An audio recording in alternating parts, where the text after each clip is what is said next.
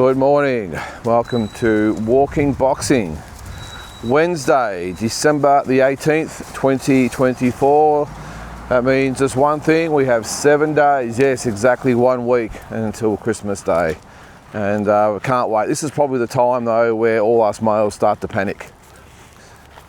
Better get down to do the shopping, better get the missus something. I always try and be a little bit prepared.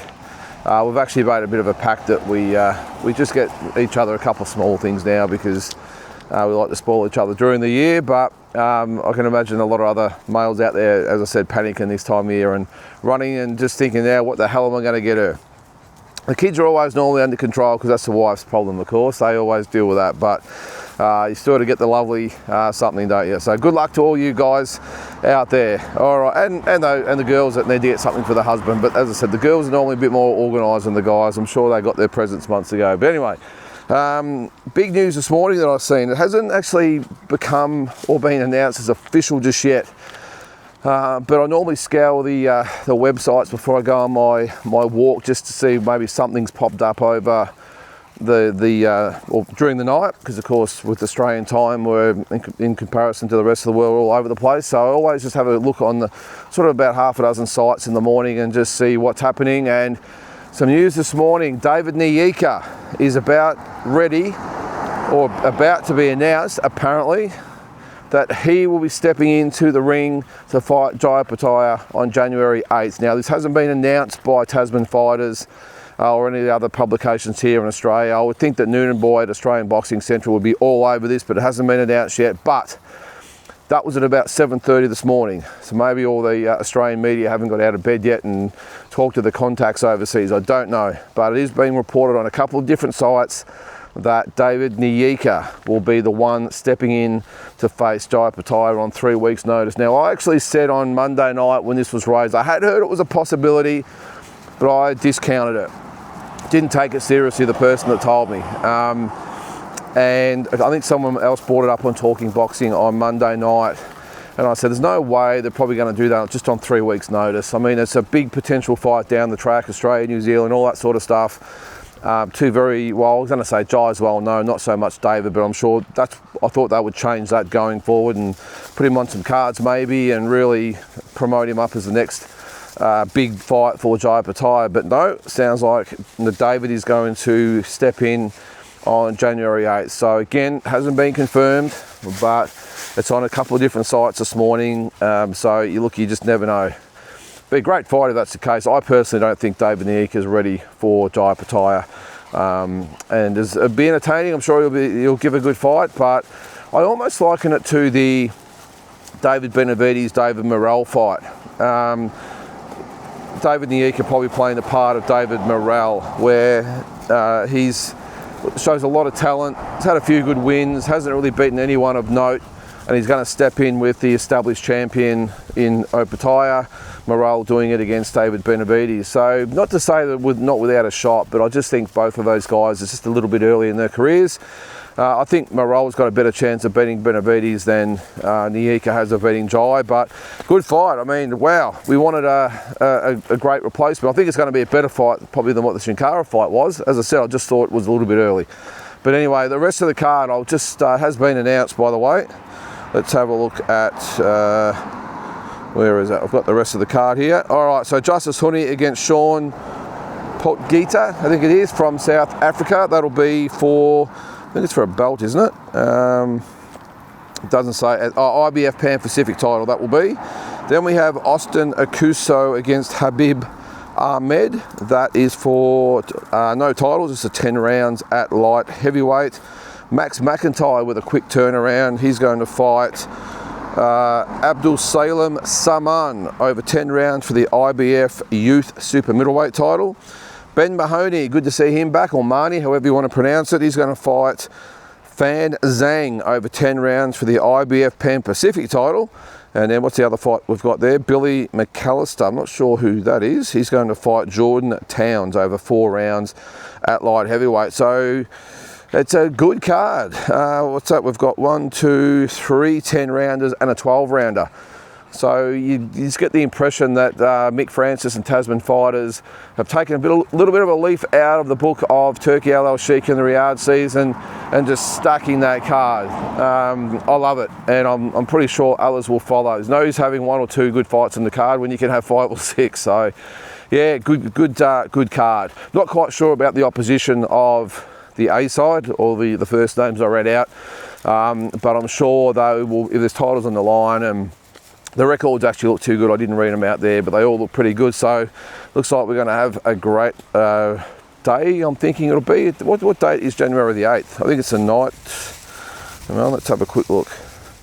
I'm going to say it's probably not going to be during the day. It's a Wednesday night. Okay, so geez, it's tempting to get up there for that fight to have a look at it. Might see how I go with it's a busy time for me with my business at around this after Christmas, New Year, but we will see. January 8th. It's a bit of an odd time to have a big fight, isn't it? Although having said that, Christmas Eve is probably the oddest time, but yeah, just a week into the new year is a little bit, well, it's not really normally done, is it? But doesn't matter, I cannot wait. What a way to see in 2024, where is it, 2025? What a way to see in the year with the Opetaia world title fight on a Wednesday night, and then Sam Goodman a couple of weeks after that against Noah Inoue. So just keep an eye on the socials. It's about 8:30 in the morning here, so I'm assuming by lunchtime it'll be everywhere. Let's see. Anyway, either way, whether it's Nyika or whoever, they're going to have to announce it very, very quickly because we've got a fight to get on with, don't we? So some other news, just speaking, as I said before, with David Morel and David Benavides.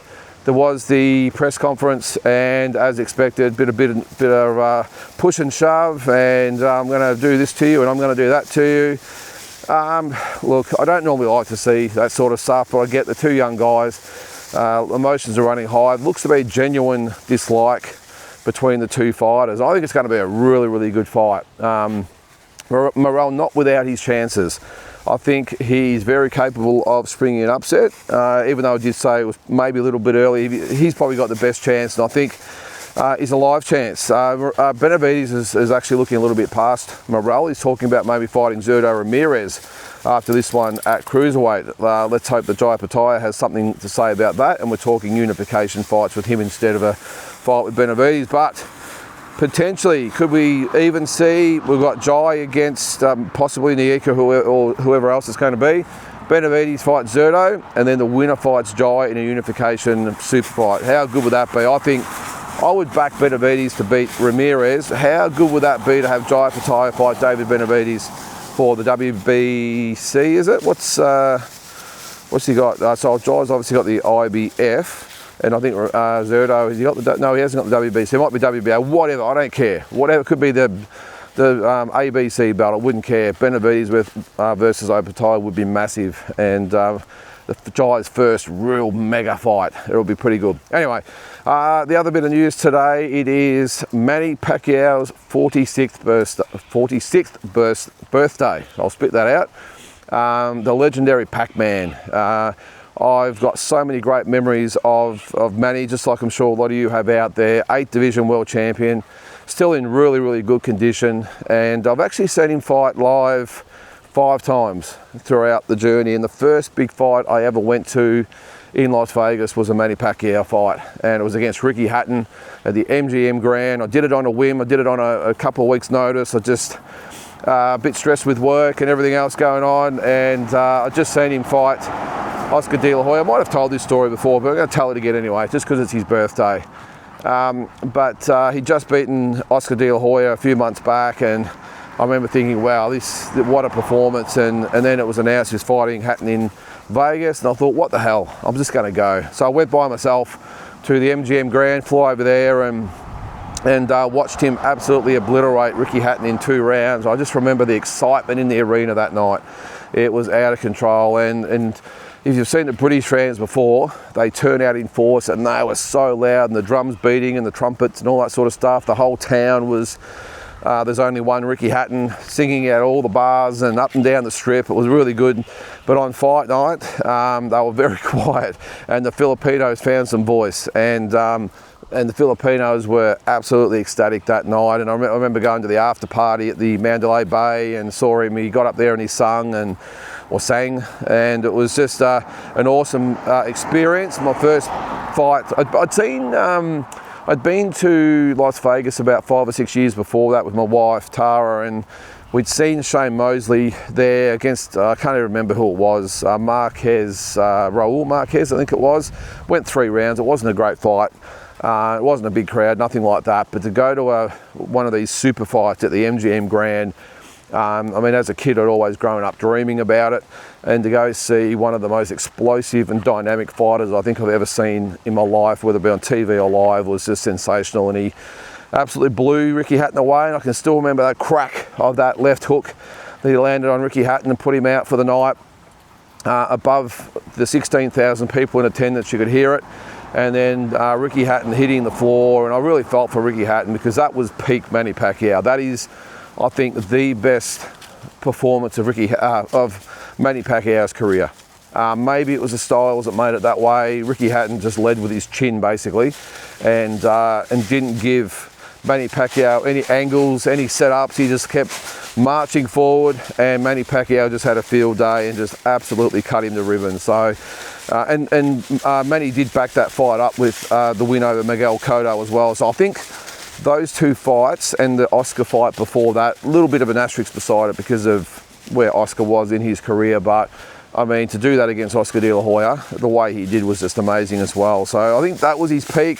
2010, the Margarito and Clottey fights, I think it was. And then after that, I just think that's probably when he just started to decline just a little bit. That's when he needed to fight Floyd Mayweather. 2009, 2010, it would have been fantastic. The next time I actually saw him twice in next time I saw him was 2011. And it was a very, very lackluster fight against Shane Mosley. Shane Mosley just didn't turn up to fight. He just went through the motions, as he did the year after against, he'd done the year before against Floyd Mayweather. I know he hit Floyd Mayweather with a good shot, but didn't really try and win after that, just in my opinion. But I'll get in there. But yeah, Manny just went through the motions, won every round, dropped him. But the next 2 fights I've seen, they were 2 losses. 2012. The Tim Bradley fiasco. I remember watching that thinking, oh well, it's a nice comfortable win for Manny Pacquiao, and then of course Tim Bradley got the decision. So I have watched that fight back in the past, and I still think Manny Pacquiao won 8 rounds. So I don't know what the hell the judges were thinking, but Tim Bradley got the decision. Manny would obviously get those wins back a couple of times over the next couple of years, but it was a really disappointing night. But it was a good fight. Not the atmosphere that was at the Ricky Hatton fight and even the Shane Mosley fight, but it was a good night of boxing. But the atmosphere, wow. For the next fight I seen him against was Juan Manuel Marquez, number 4. And I took my 2 sons along to that fight. Again, I think I've told this story, but I'm going to again tell it again because I like telling it, especially on his birthday. But I had my 2 boys. My oldest would have been just turned 8, and my youngest would have been about to turn 6. And I took them both to the fight, and we all know what happened. It was a great fight, by the way. Manny had him all lit up for 5 rounds. Although he did get dropped in the 3rd, didn't he? Or 2nd or 3rd, whatever it was. But after that, he was really starting to light Marquez up and ran straight into that right hand.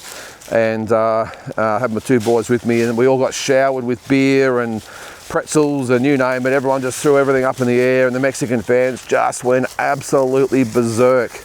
It was the loudest roar I've ever seen in an arena. I've been to a lot of arenas and a lot of big fights, and that is the loudest I've ever heard a crowd go off. They just went crazy. And yeah, they all threw their cups up in the air, and you name it, it was up in the air, and we were getting rained on, and we were drenched in beer. And if you've ever been to the MGM Grand, trying to get out of there to get to the main casino after a big event is absolute chaos, and people were just dancing and singing and going off, and trying to get my 2 boys through. My youngest had fallen asleep. It's his birthday today, by the way, his 18th birthday, so happy birthday. And trying to have one by the hand, drag him through the crowd, and then hold my youngest son who'd fallen asleep through thousands of people through the MGM Grand was quite an effort.